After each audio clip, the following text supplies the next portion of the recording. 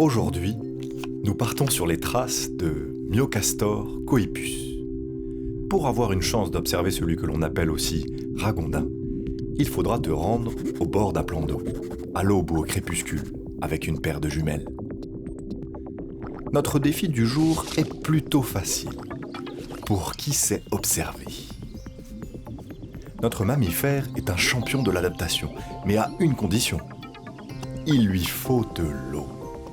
Le ragondin aime les larges étangs aux rivages enherbés, les rivières aux berges sauvages, ou même les canaux bien tracés.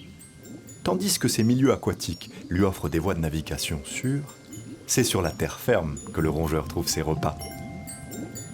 Des herbes fraîchement poussées, des céréales cultivées bien sucrées, ou des plantes aquatiques croquantes sont au menu de notre végétarien. Le ragondin passe la majeure partie de son temps au bord de l'eau. C'est donc ici qu'il te faudra enquêter. Les berges légèrement surélevées sont idéales, mais pour savoir si elles sont habitées, rien de tel qu'une bonne crotte. Cherche parmi la végétation et les algues flottantes. Bingo! Ce boudin de couleur olivâtre et souvent strié sur la longueur, c'est lui. Tu es sur le territoire d'un ragondin.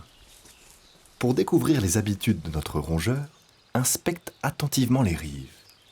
Vois-tu les herbes couchées où se dessine un chemin? Ce toboggan de boue indique que notre animal passe ici très régulièrement. Il ne te reste plus qu'à trouver son terrier. Il se situe souvent à la surface de l'eau. Bingo! Cette galerie souterraine d'au moins 20 cm de diamètre est l'une des entrées. Reste à bonne distance, tout en gardant la possibilité de surveiller l'eau et la berge à la fois. Le ragondin voit très mal, mais il entend parfaitement. Il te faudra donc rester particulièrement silencieux et observer attentivement.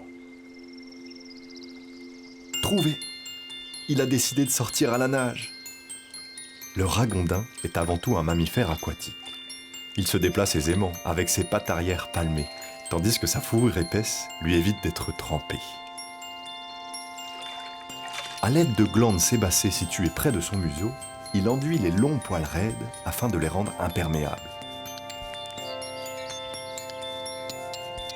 Mais il peut aussi se déplacer sur terre lors des repas, souvent en famille. Il sera toujours attentif au moindre danger et il retournera dans l'eau pour se mettre en sécurité.